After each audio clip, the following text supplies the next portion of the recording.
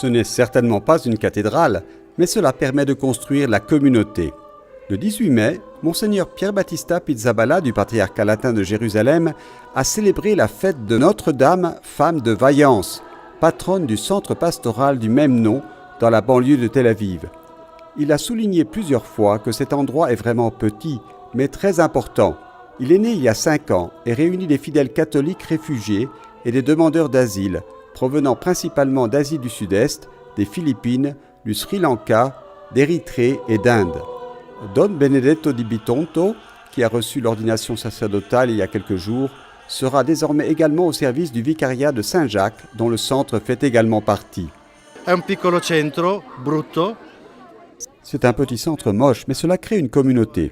Il est très important de voir comment à partir de choses simples, peu de choses, une présence, un cœur avant tout et un toit minable, ils parviennent à créer une communauté. Particulièrement pour ces personnes qui viennent de loin, qui ont une famille éloignée et vivent dans des situations difficiles, créer une communauté signifie avoir une famille. Et ici, avec l'Église, avec le Christ au centre, nous faisons la famille. Qui, con la Chiesa, con Cristo al centro, facciamo famiglia.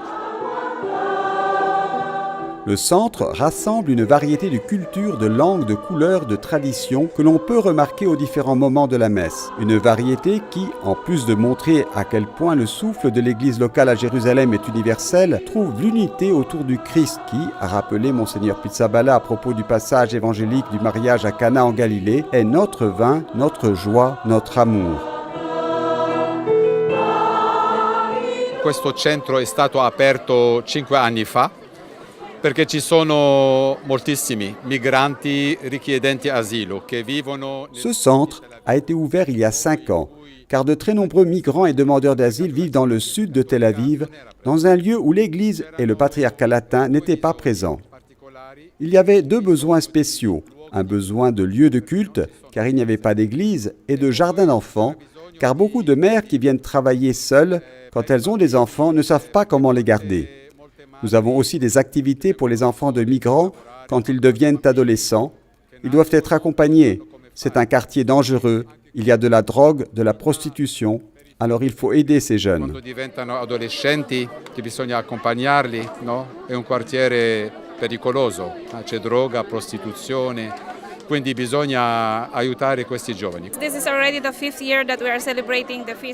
C'est la 5e année que nous célébrons la fête de Notre-Dame, femme de vaillance. Et mes sentiments aujourd'hui sont vraiment inexplicables. C'est beau parce qu'il y a toute la communauté, pas seulement celle des Philippines, mais aussi celle du Sri Lanka, de l'Érythrée, de l'Inde et d'autres pays. C'est vraiment une belle fête. Nous sommes unis dans la foi en Dieu. Au cours de la célébration ont été mentionnés d'une manière spéciale les frères du Sri Lanka, touchés par les récentes attaques terroristes. Nous avons beaucoup de Sri Lankais ici. Dieu merci, aucun d'entre eux n'a eu sa famille touchée, mais ils sont toujours très choqués par ce qui s'est passé. Nous devons donc être proches d'eux et prier pour eux.